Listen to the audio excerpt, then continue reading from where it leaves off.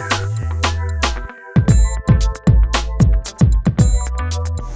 everyone, Michelle Pearson here from the Living Sun Food Show, and today I'm in Philadelphia.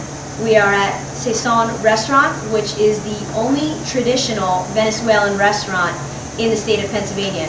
And I'm here with owner, Robert. And he's going to talk to us today about raw cacao and what he does here at the restaurant. So Robert, can you introduce yourself and let us know what you do here with cacao and why it's really important to you? Yeah, no problem. My name's Bob Campbell. I'm the owner and the so-called chocolate guy here at the restaurant. I make hot chocolate from scratch. I also do a lot of truffles. But what I'm really proud of is the super juice that I make here. And I make this with raw cacao. It's right here. And this has been dried and fermented only. Usually it gets about 10 days of fermentation. It's Criollo cacao, which is the #1 crop in the world. There's Criollo, Forastero, and Trinitario. Criollo being the most expensive, it has the most flavor. Regardless of whether it's Criollo, Trinitario, or Forastero, they haven't proven which has more vitamins. But this is, right now, is considered to have more antioxidants than any other food in the world. It has 22 times more than red wine, 4 times than any of the green teas or black teas that they've tested. Blueberry, goji, acai, they're in the top 10, but this one's the monster. It has more magnesium than anything else in the world. Magnesium is responsible for keeping your bones strong. Also has sulfur, it has calcium, it has zinc, copper. It's a complete food. It's a fat, it's a protein, it's a carb, all in one. It's also very low in caffeine.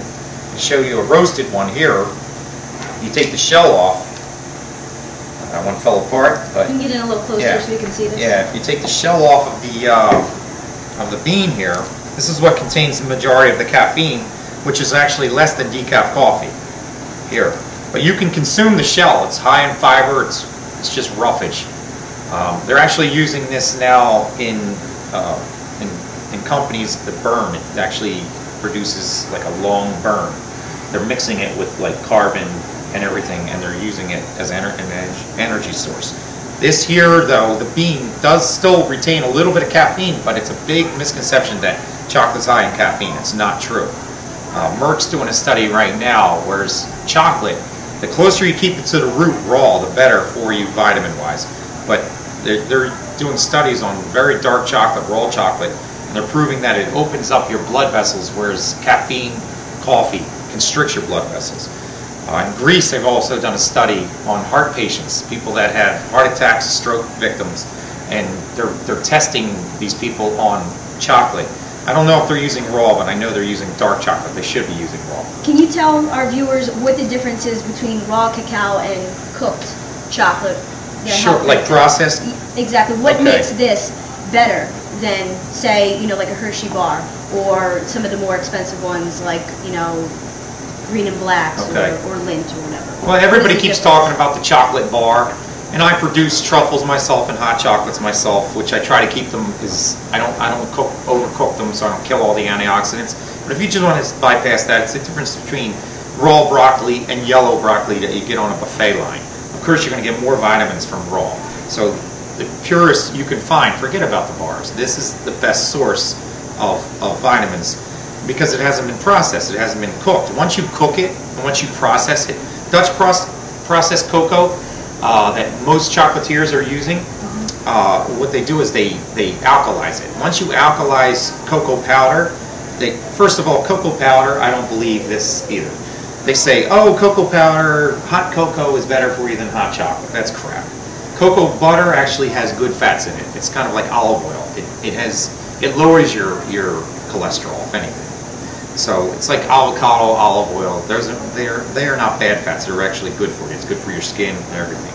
But once you cook it and process it and extract the cocoa butter from it, and now you got this Dutch processed cocoa, alkalized cocoa powder, you have absolutely no vitamins left in it. It just looks nice. You can make pretty little objects out of it, but it does nothing for your body. And I'm here to explain why chocolate is good for you, not bad for you. This summer, we spent like 3 days in the jungle of Venezuela, in Barlovento, Venezuela, on the coast. And this is actually a Criollo pod here. This is where some of the best beans in the world come from. So the best I can do for you is a picture. I don't actually have a pod. Whether it be red or yellow or like this greenish, it really doesn't matter. It takes about 5 to 6 months to ripen.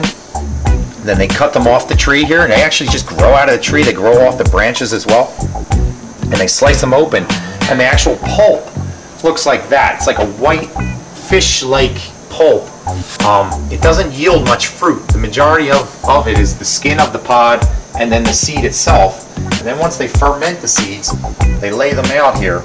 Sometimes they'll put them on banana leaves, but most of the time they'll just lay them out here on the sidewalk. They have slightly different techniques, but they haven't really changed since the Aztecs. And they have to sit out here for 10 days. What the fermentation does is it keeps it it keeps it from getting bitter. If you don't ferment it properly, then the cacao is very bitter. Now, a lot of times people say, oh, the bitter isn't good. It's not good for a chocolatier when you want to make a nice hot chocolate or a truffle, but it's good because the more bitter, it has more alkaloids in it, which gives you more vitamins. So people are afraid of things that taste strong or bitter to them, but it actually yields more vitamins when it is bitter like that. So this is not a drug, although you will feel like you're high on it if you consume enough of it. But I don't recommend you do it every single day because it will burn you out. You need to consume it when you need that energy the most. And mix it with other organic, very natural foods as well, so you have a balanced diet. So where can people find out more about these drinks? Do you have a website or a blog we can send them to? Yeah, my website is www.sazonrestaurant.com. Can you spell that for us? Sure. Sazon is spelled S-A-Z-O-N.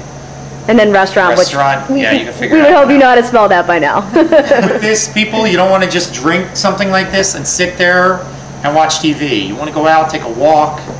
You know, I like to drink this, like a glass of this, and go out mountain biking.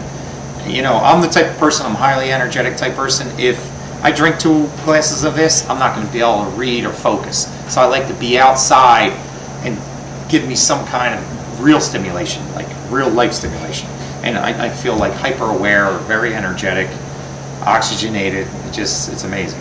Great, great. Well, thanks for your time today, Robert. I appreciate that. Oh, thank you. Yep, this is Michelle Pearson from the Living Sun Food Show with Robert Campbell from Sazon Restaurant.